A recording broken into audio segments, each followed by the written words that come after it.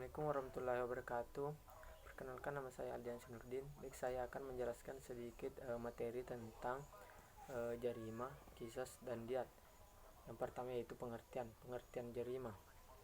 Jarima berasal dari bahasa Arab jarima.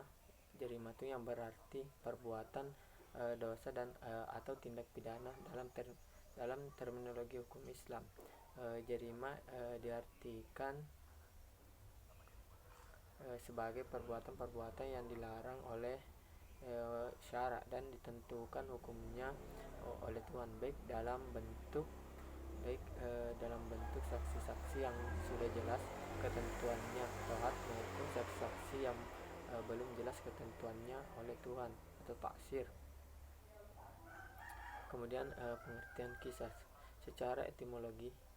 Qisas dari kata kososon yakusu koson yang berarti mengikuti atau menelusuri jejak atau langkah. Adapun arti qisas secara terminologi yang dikemukakan oleh Al-Jurnani adalah yang mengenakan sebuah tindakan saksi hukum kepada pelaku, persis seperti tindakan yang dilakukan oleh pelaku tersebut terhadap korban. Kemudian yaitu pengertian diat. Diat adalah harta yang harus ditunaikan disebabkan tindak kejahatan yang diserahkan kepada pihak korban atau walinya. Kemudian adalah dasar hukum qisas dan diat. Dasar hukum mengenai qisas yaitu yang pertama Quran surah Al-Baqarah ayat 178 sampai 179. Kemudian Quran surah Al-Isra ayat 33. Kemudian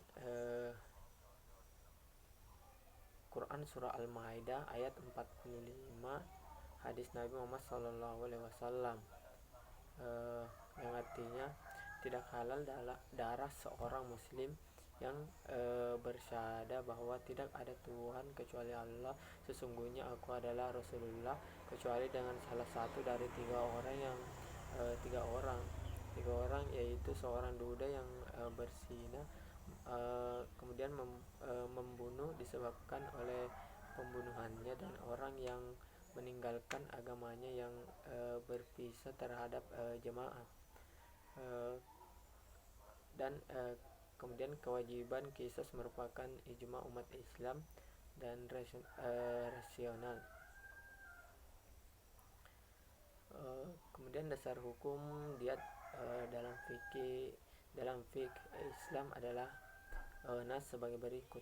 Yang pertama Quran surah An-Nisa ayat 92,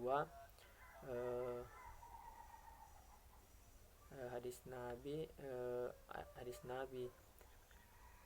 Kemudian ahli ilmu telah bersepakat atau ijma akan berkewajiban diat secara keseluruhan, dan yang di antara dalil dari Al-Quran adalah firman Allah Azza wa Jalla.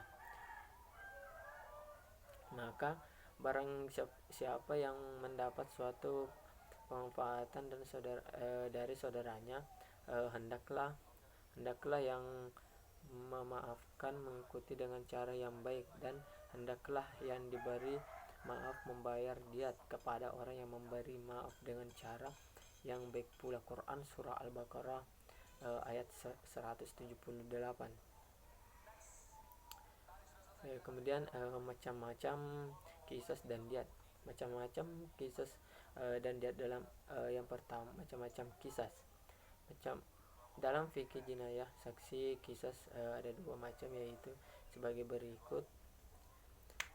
Yang pertama qisas karena melakukan jarima pembunuhan yang merupakan hukum bagi pembunuh, dan qisas karena melakukan jarima penganiayaan atau yang merupakan hukuman bagi pelaku tindak pidana melalui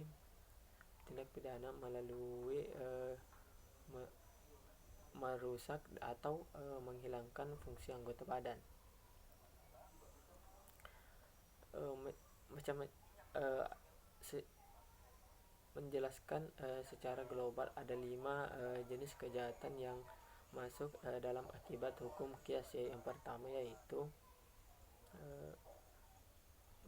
yaitu pembunuhan sengaja. Pembunuhan sengaja. Yang kedua yaitu pembunuhan seperti sengaja, dan yang ketiga itu pembunuhan tersalah. Kemudian pembunuhan pencederaan sengaja dan pencederaan tersalah.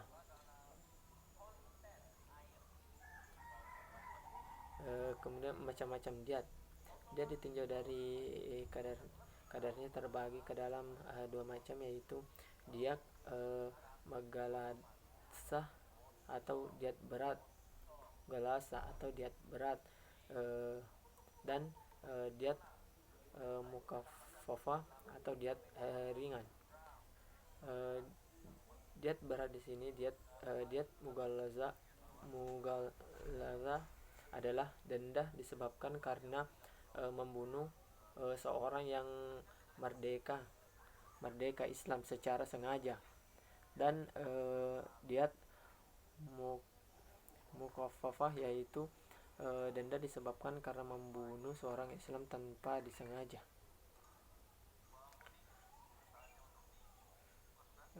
Kemudian selanjutnya itu akibat hukum dari qisas dan diat.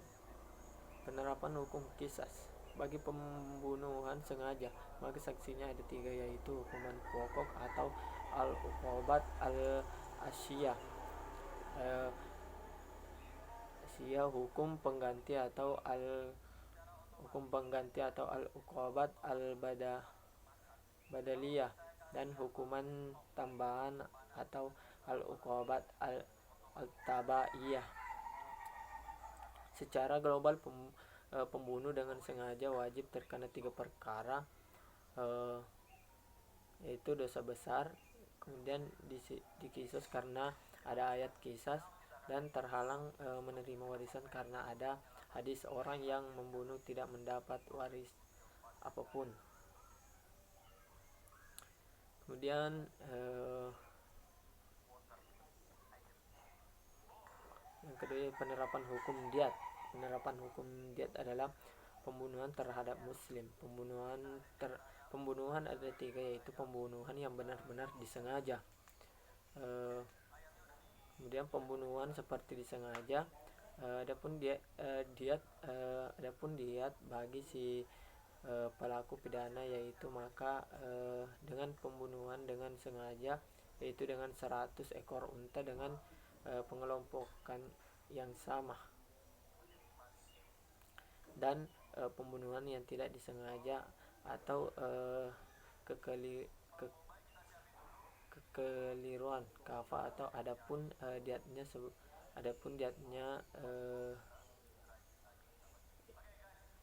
diatnya yang harus ditanggung oleh pelaku terhadap ahli waris dari korban pembunuhan yang kafa ialah 100 ekor unta yang ditentukan dalam 5 kelompok jenisnya, yaitu 20 ekor unta hikah, 20 ekor unta jassah, dan 20 ekor unta makat, 20 ekor unta bintu labun, 20 ekor unta ibau ulabun.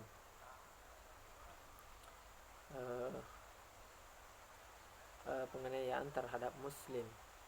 Sedangkan di dalam hal penganiayaan atau pencederaan, jika yang dicederai adalah anggota badan yang tunggal yang membawa banyak kemanfaatan dan kebaikan seperti lidah, maka diatnya sama dengan diat dari pembunuhan secara disengaja atau diat mughaladzah. Selanjutnya yaitu dari diat untuk setiap pemotongan sebuah jari itu sama, baik jari jempol kelingking, yaitu diatnya 10 ekor unta, dan setiap masing-masing sebuah gigi dietnya adalah 5 ekor unta. Dan begitu juga dengan diet dari iluka yang tulangnya nampak. Baik, itulah tadi penjelasan materi dari saya. Lebih dan kurangnya mohon dimaafkan. Wassalamualaikum warahmatullahi wabarakatuh.